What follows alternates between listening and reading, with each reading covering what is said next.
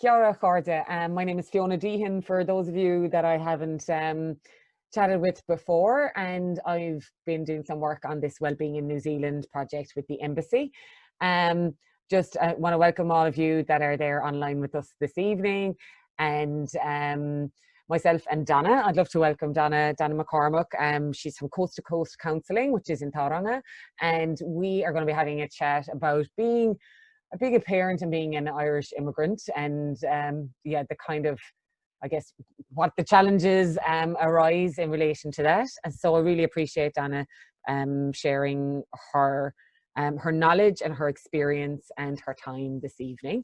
I guess just want to thank those of you who haven't been, if you haven't been on one of the earlier webinars, just wanted to fill you in briefly on all of the topics of these webinars, and all of the resources we've selected on the Resources Hub have all been as a result of the survey that we put out a little while back. So to make this a really truly by community for community resource.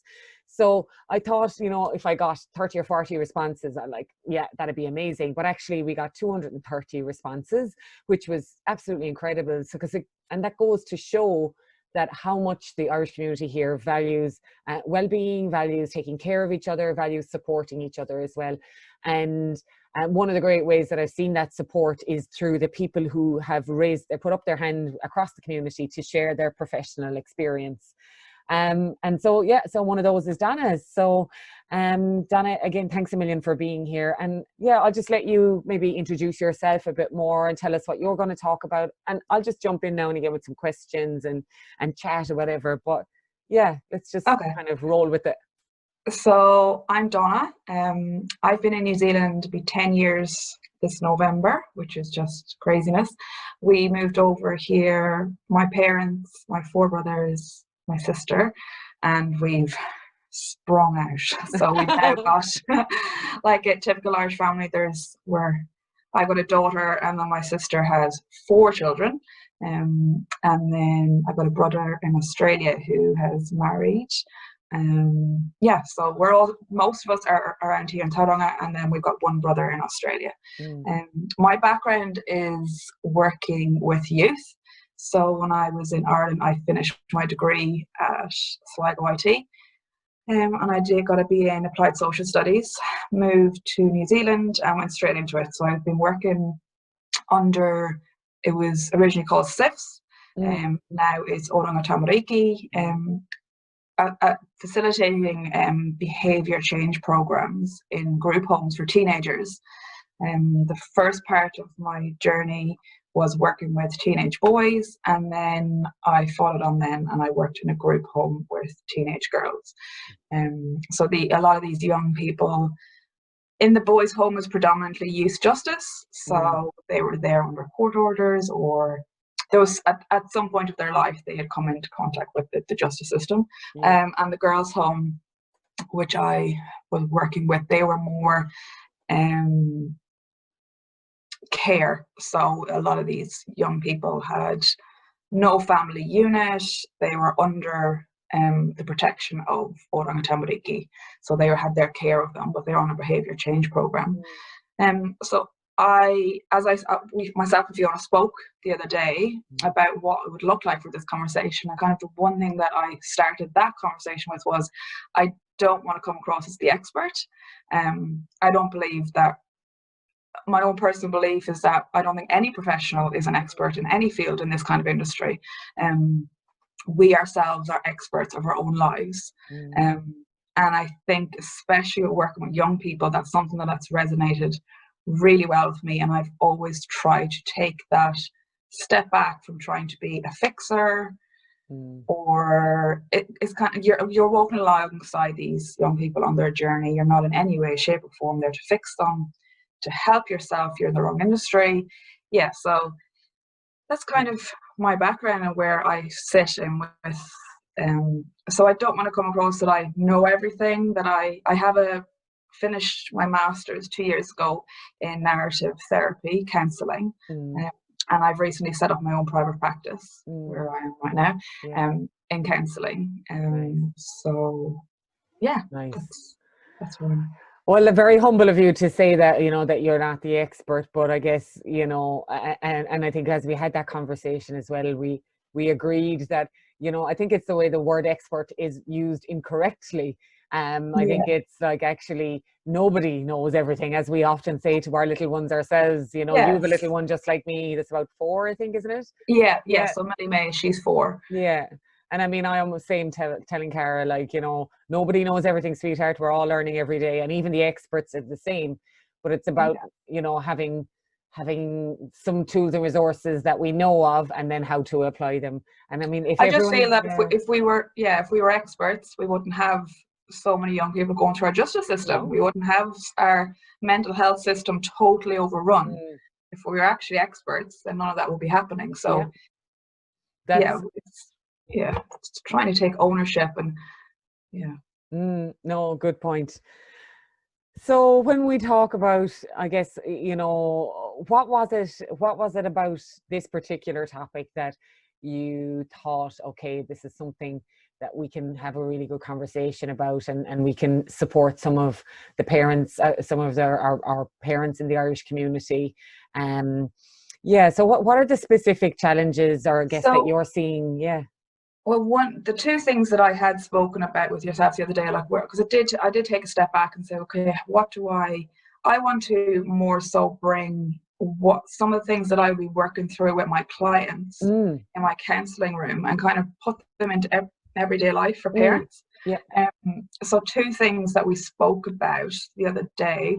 Well, one was around um, the environment in which the contextual environment in which young people are in, and Mm, trying to make them the experts of their own lives, so that we as the adults in their lives are not seeing what they see as something we've been through before. So we'll see it, we'll hear it in our through generations that, oh, I know how that feels. So you have a young person home from school and they're really upset, or they're speaking about bullying, and or my teacher picked on me today. The worst thing I feel that we as adults can say to a young person at that point is, I know how that feels. Don't. mm, It's a contextual environment. We need to then take a step back and actually start to ask curious questions. mm, So a curious question is actually engaging with the young person and saying, okay, where were you when this happened? Were you in classroom? Were you on the outside? They'll start to say, oh, maybe I was in a classroom. Who was beside you? Oh, my best friend. What was happening for you? Were you just taking your bag? Were you in the middle of a lesson? Tell me about it. What was it like for you? How did it make you feel at that point? mm, mm, Were you Did you feel it in your stomach, like when that person was bullying you? Or if we start to actually take a snippet of the moment that that young person is talking to and stop in that moment and bring them back to it, and actually to ask curious questions again, yeah. always being curious to what is happening in their world, Mm, so that the contextual environment is where you're sitting and that where you feel you want to be sitting with it. mm. I meant to say in the beginning, I've got some notes here that I'm going to be just coming back to, just so I stay on track and so that I Yeah, stay in what I'm here to do. Because I want it to be as beneficial as, yeah, um, and I'll read great. some of this stuff because this first part that we're talking about, I've actually been reading some notes from Janella Bird. So I just do want to acknowledge that Mm, there is research there that I'm mm, guided by through this. Um, yeah, but all of it has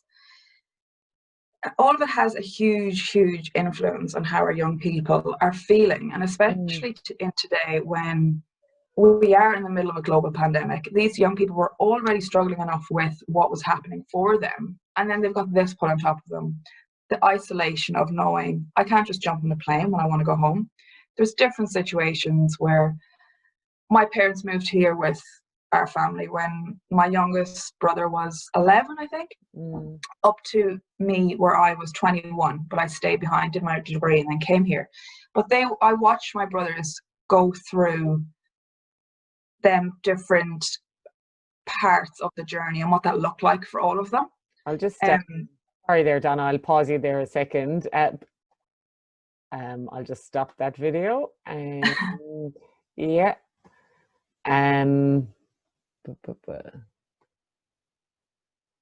Okay. Anyway, go ahead. Sorry for Yeah. interrupting you. No, that's okay. And I got to, it was just listening to what was happening for them. So some of the boys didn't want to be here. Some of them loved being here. It was a whole new experience, but then they still miss their friends. And then going through then the different ideas around, well, now they've lost their accent.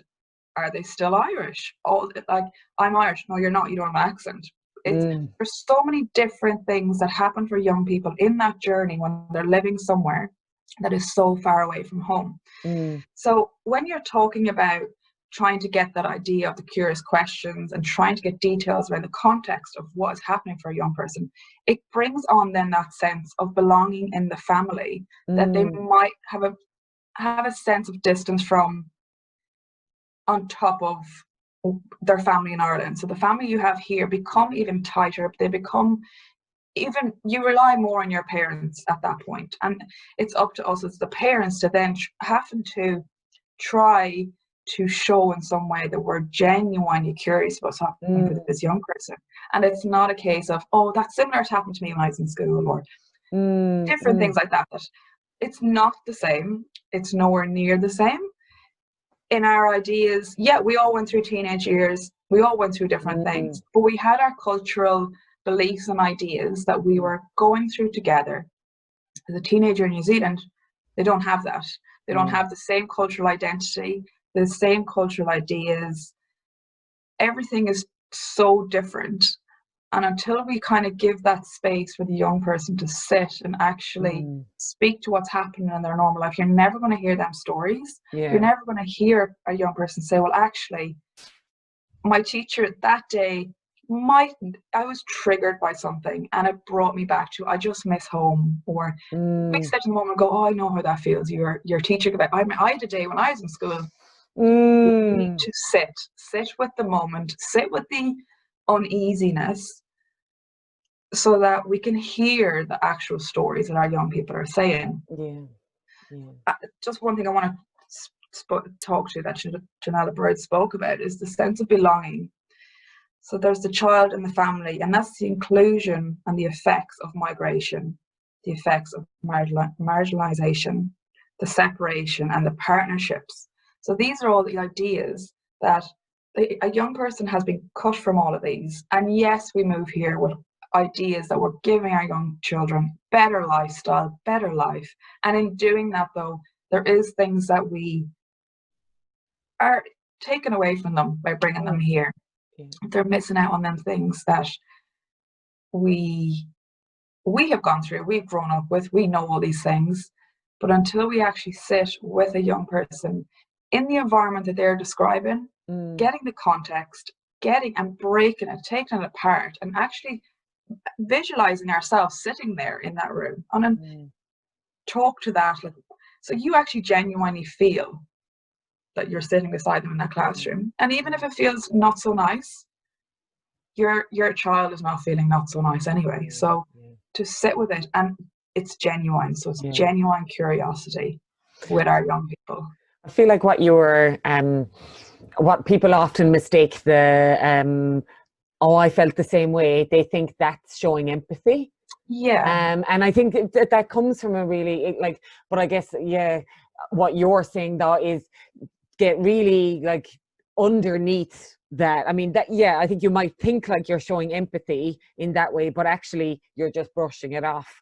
Whereas actually the curious questions is showing that willingness to see your young person. And I don't mean just visually see, but actually like see what they're going through and hear about their experience. And even that process of, we all know as adults ourselves, if we've gone through something or we're going through something upsetting and someone says, oh, I felt like that once, wait till I tell you about the time they say, oh, well, at least, what do you want to do? How connected do you feel?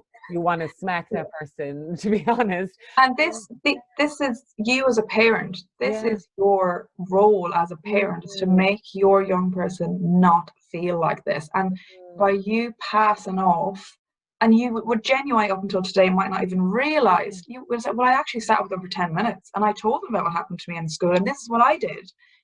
You might as well, they would literally have shut off like that. It's like working with a 3-year-old. There's only so long they can sit and pay attention.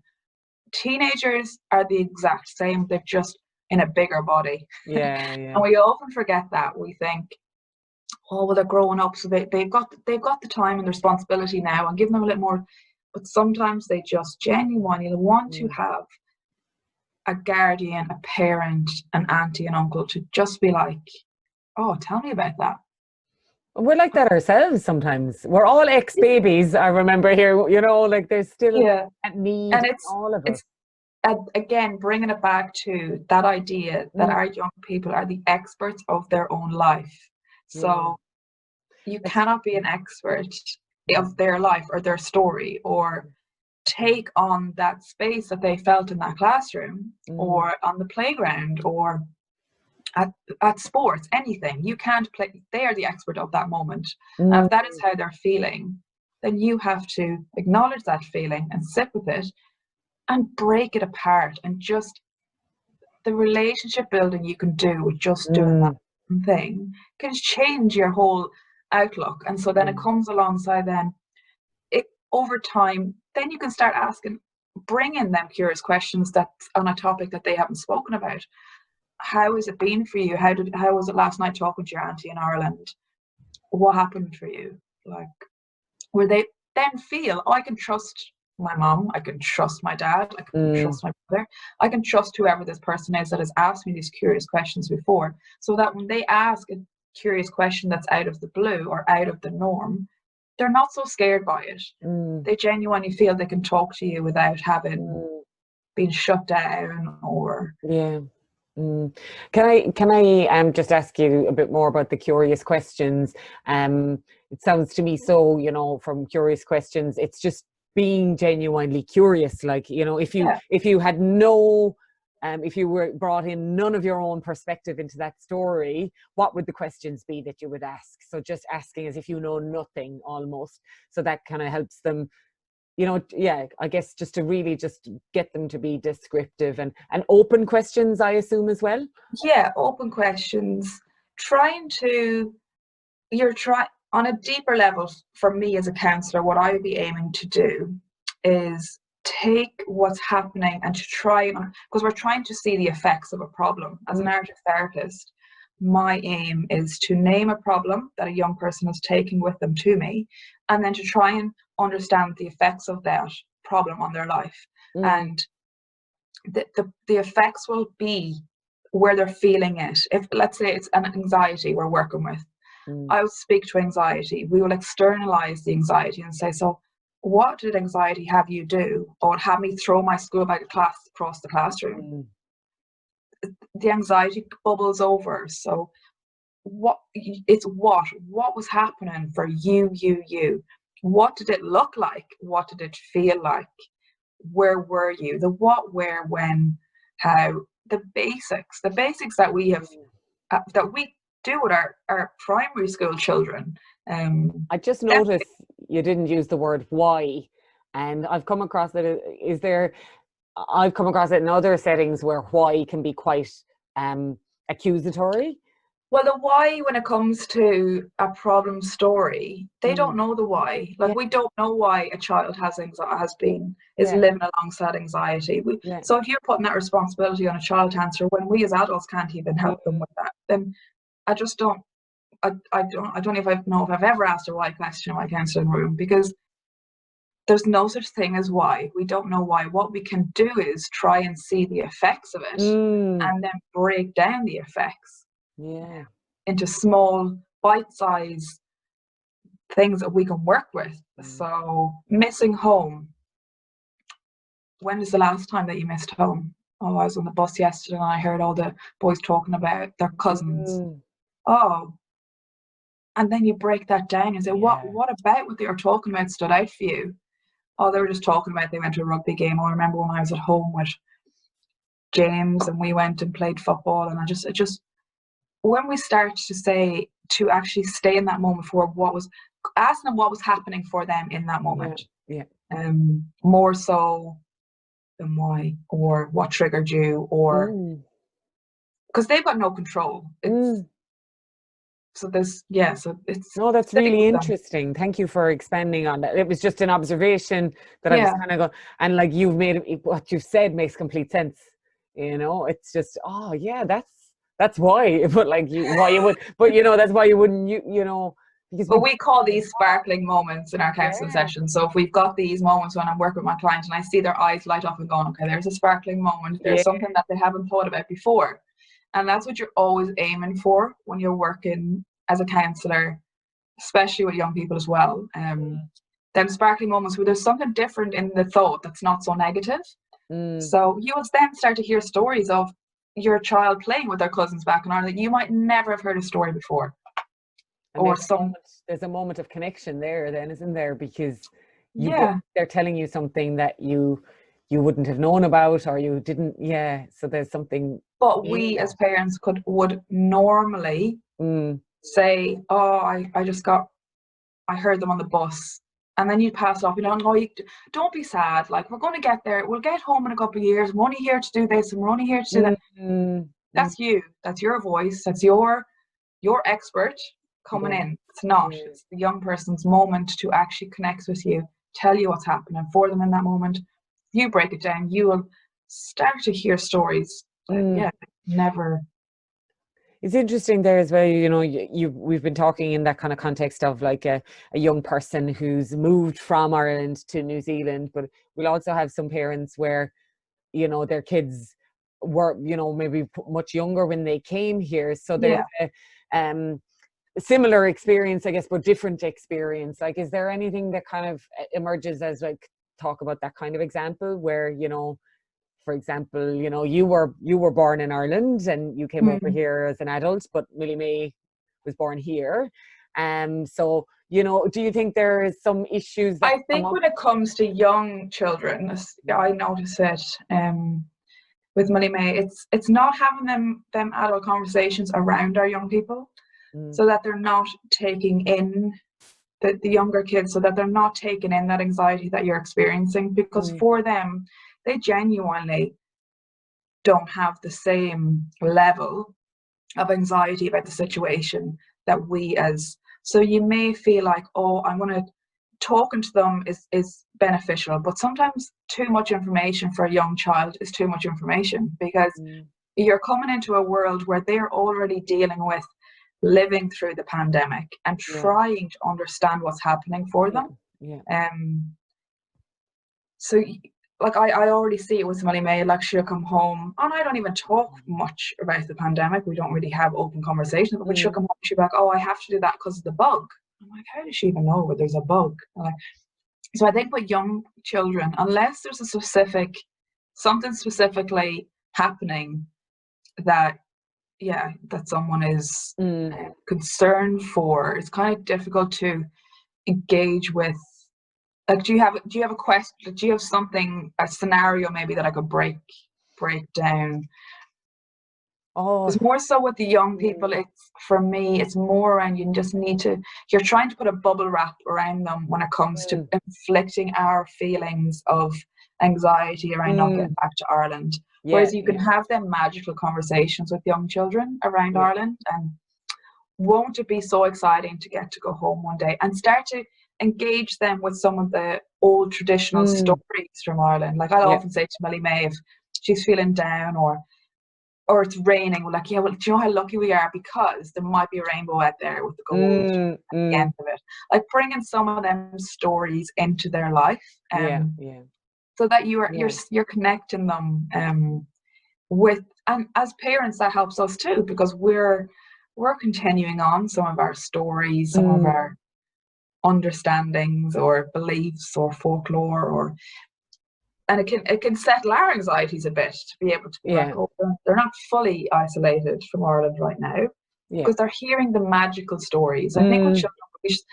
we need to sometimes take a step back and let them live in their childhood, and to not put as much pressure on them knowing so much, or I wonder, is this because they will tell you, like young children, if there's a good attachment with a parent or a caregiver or Mm.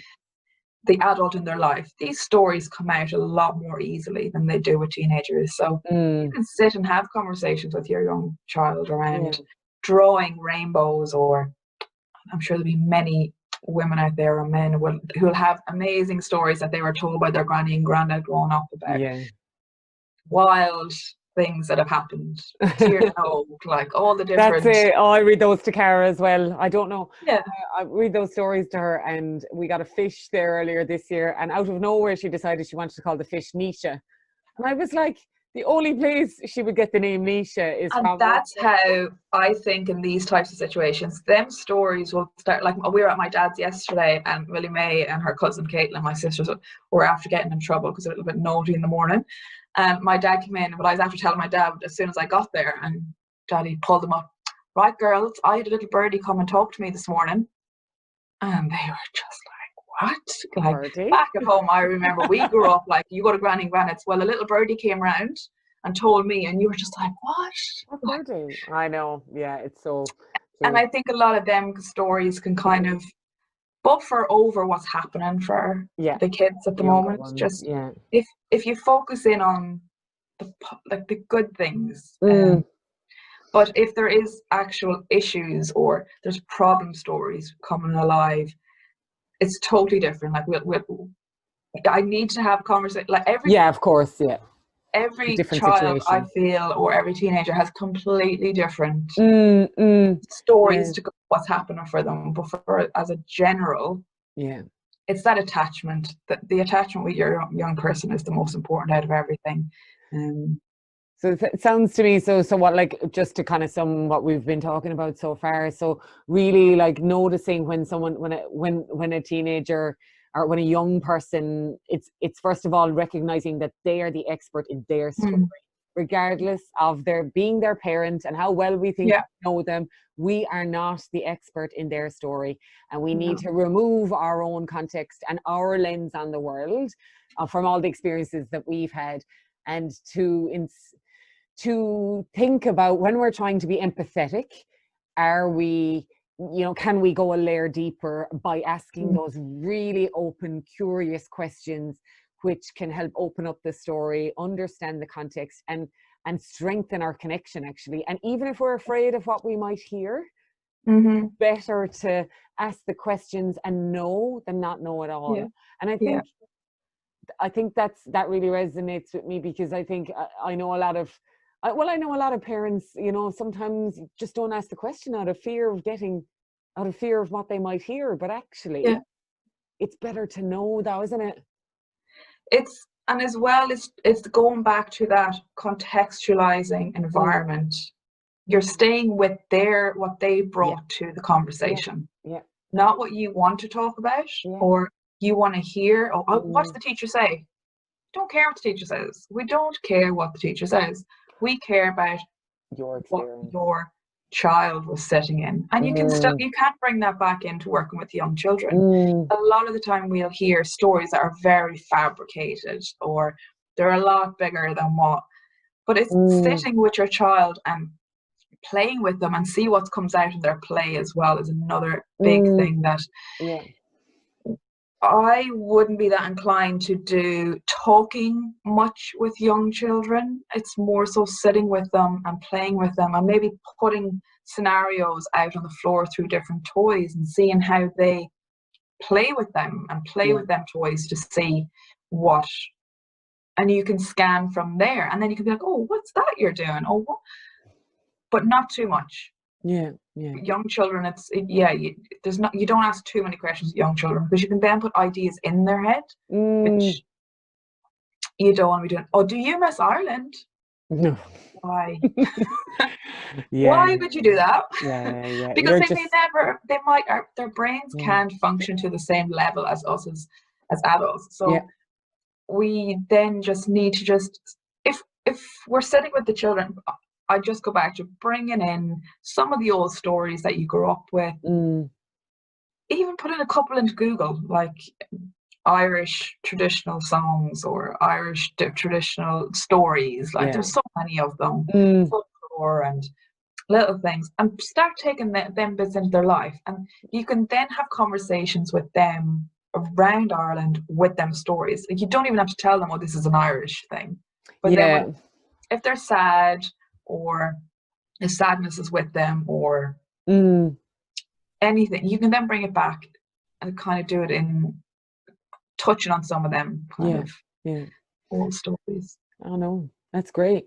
I'll just say to those that are you know, just online there at the moment, if you have any questions, please feel free to pop them into the chat, and you know, Donna, we can do our best to answer them, or, you know, follow up on some whatever answers or research afterwards if needed, but feel free to pop anything through. I guess well, is there something in particular you'd like to move on to now, or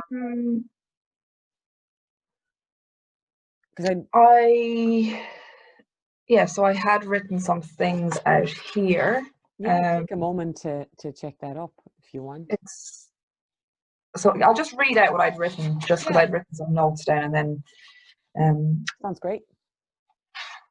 When we speak to many of the problems surrounding the uncertainty of living in New Zealand, with uncertainty of when to return to Ireland, our children and young people's voices can get silenced in the noise. Often we will see acts of resistance from the Poshta children. We can sometimes label the acts of resistance with no time for the stories or context or reasoning for the resistance to be heard. So when I'm speaking about resistance there, resistance is, it's so funny, a lot of people say to me over the years, how do you work in that area? It's like, it must be so hard. I don't see, I'm labeled it a temper tantrum when it comes to teenagers or young people.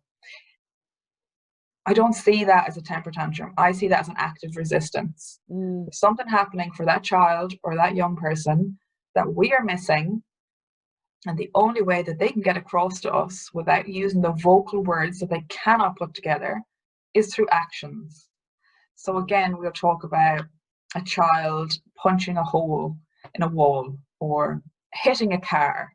We straight away will go, don't you dare do that, or you can't do that. What would happen if we stood back and said, what's happening? Stop. What's happening? Don't ask why. Don't ask anything. Just one simple question. What's happening for you right now? Has something happened? Trying to get that active resistance and break it and try and see what's happening for a young person. So we'll hear at school, I had one young person I worked with a few years ago, and she got expelled from school for dyeing her hair blue. I kind of just gave a little giggle. I was like, wow, what's she up to? Like, to me, I was like, what is happening? What is going on here? Curious. You were curious. Just, but straight away, no questions asked at school. Just, you need to come get her. She needs to go. She's been expelled. She's told she's not allowed to dye her hair. She comes to school this morning with her hair blue. I came on shift and I was like, we sat and had the most amazing conversations. And it all came back down to colonizing practices that she had experienced through her education, through none of her teachers. They wouldn't call her name properly. So she was trying to say her name so many times and they just didn't understand it. So she just felt like school was not accepting her for who she was. So she was resisting it in every shape or form. Yeah. If I had gone to that school, picked her up, brought her back, I would have just got nowhere with just being like, why did you do that? Or do you know you're not allowed to do that? She knows she's not allowed to do that. She's, 16, 15? She knows she's not allowed to dye her hair blue. But by me engaging in them curious questions, speaking to that resistance and seeing it as something different to naughty behaviour, like we label it, or, oh, he's been bold, or anger issues is another one that I hear all the time. My child has anger issues. No, he doesn't. No, she doesn't. They're experiencing something in life that has invited anger to show something else. There's always something else behind it. So we start to break down what the resistance is. We can open another whole world of trying to engage more with our child, or our young person. That's so powerful, Donna. Like, I just want to like really emphasize like how powerful that is, because, you know, if you like what's happening for you right now. I mean, it's just showing a sense of, I'm on your level. I want to hear you. I see you. I mean, what difference? It's not going to make, like, why are we often in such a rush to go, why did you do that now? Oh, you know, I mean, actually, that moment of pausing. The moment of resistance is what you're looking for, and Yeah. trying to stay in that moment to get the reasoning. Yeah. If we pass off that actual moment, we've lost it, and we've lost what's happening. And these acts of resistance can grow and grow and grow. It can start off with, I'm sure on the first day when this young person had said to the first teacher, that's not how you say my name. Then the next day, they would have went into class. I could just see it, throwing a school bag across the room. The teacher says, don't do that in my classroom. Could ask again, well, can you say my name properly? Still not happening. Still not. We voice our kids. They are the most open book out of all of us. Adults are not as open as children and teenagers. We're closed. If you don't get to us before a certain age, we close book, unless we've got very good friends that we can engage with. And even at that, some people don't open up. The best time to get a young person, if we get past the children's age up to about, so my age group of working with is 11 to 17.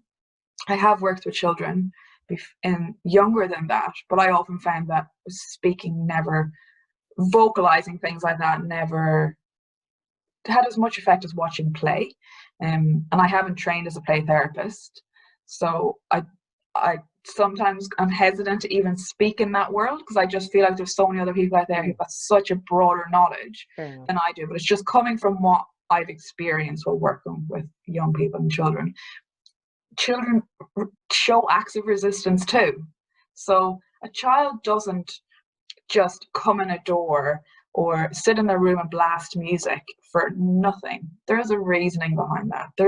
They are acts of resistance. So instead of seeing them as such a huge, awful thing, start with the basics, like we spoke about earlier. Letting the young person or child be the expert of their own lives to start off with. Then start to ask curious questions. And then moving on then, what I continued writing here was, the context can look like bullying, lashing out, crying, quiet, expectation to act like an adult.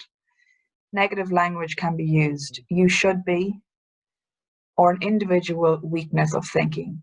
So boys don't cry, or all these different terminology that's out there. A lot of them tears are acts of resistance to something, and they're pushed down by, oh, boys don't cry, or harden up. No, please don't. Like, put a warning sign on them kinds of questions or types of, we need a collective care. And that's why this kind of program is so amazing, to have an understanding that in the beginning we've got a few people watching right now. Collectively, there's so many people that are going through the same thing. And if you can try as a parent to somehow get into a collective care for your child in these times of uncertainty, it can be huge. It can have huge engaging with some small group like the Irish Mammies group that we were talking about earlier, or your local football teams. Volunteer to do something that involves you engaging with other parents. They don't have to be Irish parents. They don't have to be. It's just that community of care, because you will hear a lot of stories that are quite similar from other parents that you may feel are so isolated. Like, you're like, nobody else's child acts like this. You don't live with that child, any other child, 24 hours a day. You don't know how any other child acts. So to compare children is just like, silly. and can build and build and build on your level of feeling how good of a parent you are. And especially living so far away from home. In New Zealand, as Daddy always said to me, if we went any further, we'd be going backwards. We couldn't get any further away. And sometimes it feels like that, and sometimes it doesn't have to. When you've got a collective community of care for you and your children, it can have a huge effect for we have like you know, both myself and my husband are Irish, like, and don't have family here, and I'm the eldest of 6 and he's the middle of 5. So, and we're the only two we're the only ones in each of our families that are overseas, but we do have a small, like, we have quite a few friends here, but we have a small group of really close friends who both have kids as well, young kids, and that we call it jokingly our family. So they're the friends that have become our family. And you know, our little one is 4 now, and each of them, theirs are both under 1, but like, or 1 and, you know, under. And, you know, I'm doing the babysitting now because they were doing it, you know, for us. And there is actually, and they're aunties, and we even call them to Cara, like the other kids are her cousins, you know. And it's that collective community of care. And you will notice over the years that community has huge benefits for your child, for you as a parent, especially when you're taken into context that we're so far away right now. There's such uncertainty around how we can get home, when we'll get home, what it will even look like, what age our kids will be. So to try and get that collective community of care can have huge benefits for our kids as well as for us as adults.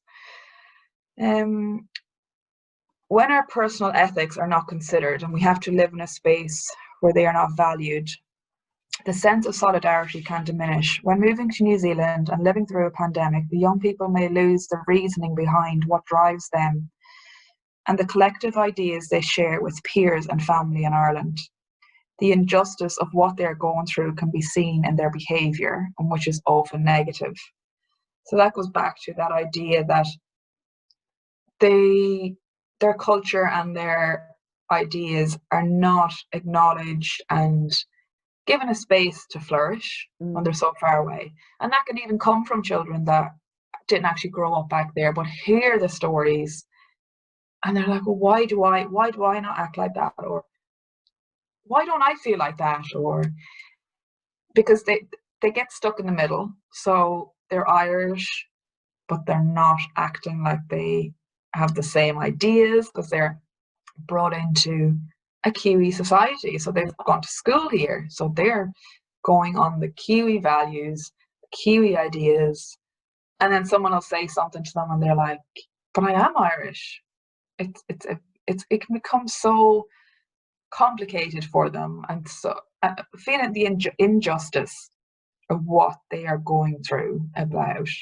And if we don't actually sit in the very beginning when all these kind of little things start niggling, these acts of resistance grow bigger. So it's always being aware of what we can do as parents to make these resistances not as powerful by setting down the foundation in the beginning. As parents, we need to consider what becomes visible in this realization of our children and what remains invisible. Often when a parent locates a problem with a young person, what becomes clear in conversations around the problem is the power relations. These power relations shape the response. The parent knows best, etc., like we spoke about earlier. That's a power struggle that parents often feel. As parents, we need to center the person we're speaking to, not ourselves. So we center the child as the main person in our conversation, not us. We're asking the curious questions, and it's centered around what they want to speak to. And following on from this, there's a space to witness solidarity with our children and the lack there is in some circumstances.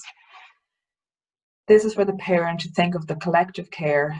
These ideas can then follow through into solidarity the young person is feeling with their peers, area of living, and even bigger, the country they're living in. So if we get the basics of how they're feeling at home sorted, they then start to bring that out into their community, into the playground, into the schoolroom, into the school bus, into their sports. If we're fulfilling all their needs at home, them ideas don't become so big in the outside world. And the resiliences that they can show at home, that they show at school, that end up getting them in trouble, we start to then see the huge, significant changes that can happen. Yeah. for them. Mm. Mm. Some great stuff there that you shared, you know, just to give us an insight into, you know, how we can shift our thinking and then our actions to better support our young people. It's not that we're doing anything, and I think I've been quite careful to choose my words there, because it's not about berating ourselves if we feel like we haven't been doing well up until now, doing the right thing. It's about going, we've been doing our best and what we know, and we're here now to kind of learn and go, okay, there's a different way that we can approach this. Yeah, and I think that's a massive thing for any parent to hear. Like, we're already dealing with our own anxieties around the ideas of living so far away from home. Yeah. And then to be able to engage them with a child's insecurities can become so overwhelming for parents. Yeah. They can't get by what's happening for themselves, which is not wrong. It's just life. It's just, we're human. We're one person. Yeah. And with every child we have, we're taking on a totally different dynamic, totally different set of problems and ideas. So yeah, being careful for yourself. And it's not actually that scary a thing to do when you actually see the genuine curious questions. You'll see that you'll enjoy them. You'll start to see, you'll have one of them sparkling moments that we spoke about earlier. Yeah. You will start to see and you'll be like, oh my gosh, why didn't I think of this earlier? But don't think there's anything wrong with it earlier. You can't learn to drive until you know how to drive. You can't learn until you get, like, the first step is actually listening to this video. And so bringing almost with those curious questions, it's like bringing in a real element of playful curiosity almost to go, and playful maybe is wrong, but imagination even, like, you know, thinking beyond what you know and imagining what's possible, right? And that's what we're talking about, is get beyond what you think you know, just pretend like you know nothing. That's exactly what it is. Like, it's you a blank canvas. Nothing, and it's about that person's context that they're in, not about what happened outside. Like, what, as you say, it's not about what the teacher said. It's about, you know, where were you sitting and what was going on for you, and you know, what were you doing at the time, and who were you talking to, or who were you with? And so it's always about them at the center of that context. So that's really resonated with me as well. That's really great. Often when I'm working with young people who are going through the justice system, a lot of it will be around, well, he was in this, I wasn't even driving the car when they go for a joyride, or that they end up in a fight with someone. I will never engage with another person. So they'll say, well, they made me feel like this. I'm like, okay, well, take them out. I want to know, what did they make you feel? Oh, they made me. And you take every single other person out of the situation, and it's only your child. It's only the person that you're engaging with that you care about. You don't care what the teacher says. You don't care what the teacher looked like. You don't even care which teacher it was. You care about where your child is sitting in that problem story and how it's affecting them. So that these acts of resistance don't become so much that it's struggling with your life, and it's having an effect on your life and your family's life. And then that's going to contribute then the ideas that are happening around not getting home, living through job loss, or our children are the bright spark in our lives. And if we actually sit down, even when their behaviors are not showing us that they're the brightest part of your life, you will get a sparkling moment, guaranteed. Money back guarantee. Money back guarantee. I love it. I love it. And there was a question just popped through there, or comment as well. Lovely phrase, collective community of care. And it really is. It's so lovely. And I think it does speak to a lot of the work that the embassy has been doing through these 3 streams of work around how do we support our community, but bringing in all of our people within the community and drawing on their knowledge. I mean, even these webinars alone, I mean, the most amazing people have stepped up and shared their knowledge in caring for the rest of the community. But the question on there was, so is there anything else that you think that the embassy might be doing to help right now? And I don't know. What do you think? Do you have any view? I don't know. I think putting a space there, I don't know if it's the same all over New Zealand, but I find that a lot of what I'm trying to work on is trying to get funding for counselling or support networks, or I think the government's kind of running at a loss when it comes to, they're saying that all this funding is there for all these counselling and support groups, but when I'm actually working with young, they're struggling to find out where it is. So I can just imagine how hard that could be. You're told to go to your doctor and they'll somehow be able, and often you can't. There's 4 or 5 month waiting lists and all these. So I don't know if there's any space there for support that kind of way. That I find that, like, even looking at the Irish Families page, there's a woman up there I saw the other day, and a girl, and she's has to go home because someone at home is quite sick or something. And is there something there that the Irish Embassy can come in straight away and just put like a crisis, like with EAP, your work, they give you 3 free counselling sessions when something happens in your life that makes you not be able to flourish in your work environment. I'm wondering if the Irish Embassy had a similar kind of thing for Irish people, that they get maybe 3 counselling sessions if something distressful happens, that they're able to make that journey home in a space that their mental health is considered. Or, and I know another topic that came up when we put it into the Irish Families page was around single mothers, and how stressful that can be as a single parent living here.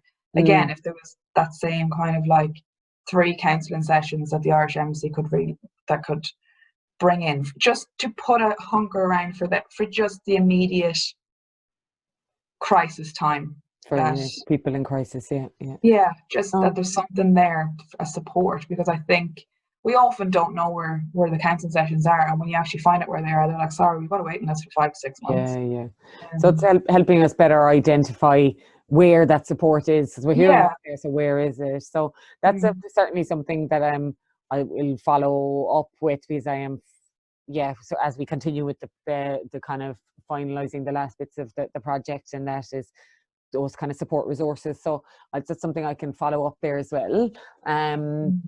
Oh yes, and a comment back there. We do have a welfare fund now working across the country, and the welfare fund. So I know that if people are seeking support through financial assistance, and through on the Friends of Ireland website where people would have registered for this webinar, there's a welfare in New Zealand section, and you can go on there to find information about the financial support you can get through the Welfare in New Zealand service. I don't know the conditions around that, but I think it's certainly a good place to start.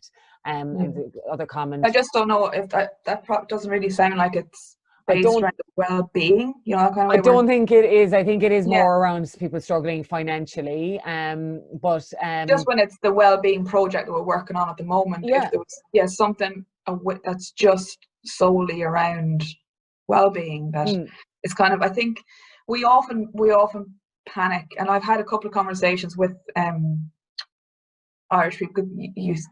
I was speaking to one woman that when you press they were trying to set up, that you call a friend, and that was the initial thing, is that there is people out there that are trying to get support, and it's just not there at this time, because obviously of what we're going through. So as an Irish community, if there was something. Yeah, no, that's a really good point. And I think the last comment on there, that I think that was Peter as well. Good idea, read the funding towards counselling sessions, though. That's something we can look at. So, watch this space. I guess something we can definitely follow up on.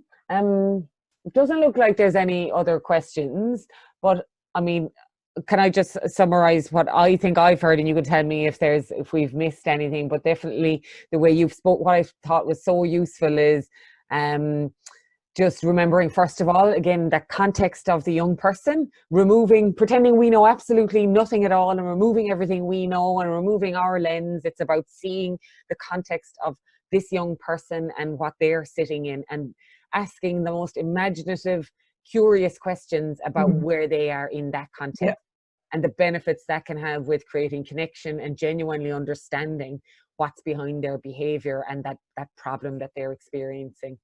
And I think, often maybe looking at what we think is empathy, but recognizing that while our intent was good, that maybe actually we may have been distancing ourselves from that young person. And it's just re-engaging again with those curious questions as a way of showing empathy and understanding. And I think you also touched on the acts of resistance, and again, curious questions in that moment, particularly where we can, just saying, what's happening for you? What's happening for you right now? Instead of, why did you do that? Oh, well, you know, yeah. And I mean, I think they were the main takeaways anyway that I've definitely had, I think, and some big ones there. Is there anything else you think would be valuable to add? And do you think I think said that back correctly? Yeah, I think that's it. I just written these 5 or 6 bullet points. Oh yeah, cool. I'll just read out. It'd be great. If we create a culture of appreciation that can have benefits for the relationship between adult and child, there's a spirit of generosity, and that generosity is around listening, celebrating small changes, measuring the immeasurable, so positive stories that don't get told. So you actually walked out of class and you didn't hit the teacher, but you just told me that you felt like you did. Measuring them little moments that will only come out in them curious question times, and appreciate. Talk to time that was nourishing to you and similar to your life today. Knowing strengths and being able to stick to them, and being surrounded by people that understand and why. So that's all. That's what I'd just wanted to talk about. I think that's about it. That's amazing, Donna. Like, again, thank you so much for sharing your time and your knowledge. And I mean, I think people, whoever's watching this now live, or anyone that's watching this after the fact, this is August 2020. So if you're watching this, you know, anytime beyond that, you know, I'm sure you'll have picked up a lot of valuable tidbits there. And yeah, I mean, it's amazing in an hour of a conversation how many kind of sparkling moments you gave me anyway. But you know, really helpful. If there is anybody out there who is in a feeling that they need to go further with more conversations, and maybe to get in contact with you. I don't know how they get my number, but yeah, just to know that there is a community of care out there. I could be that community of care, or it's always there. So to just maybe, when I put up the recording, Donna, what I'll do is I'll link your Facebook page as well. So that people know, you know, who, you know, so that they know that who it was that presented this, and that way can, if they feel like they want to connect to you through your Facebook page, to your business Facebook page, then they can do so. Does that sound helpful? Yeah. Cool. Just a couple of comments there. Oh, thank you, Donna and Fiona, much appreciated. And thank you so much, Donna and Fiona. Lots of wonderful tips, universal for all ages of kids, in inverted commas. So I don't know, I don't know where she's going with that, but I think I have a feeling. But you know, that was amazing. Again, thank you so much. I'm looking forward to catching up with you again. Because definitely very interested to hear more. And I think there's definitely an amazing community of care here. It's just, how do we mobilize it even more?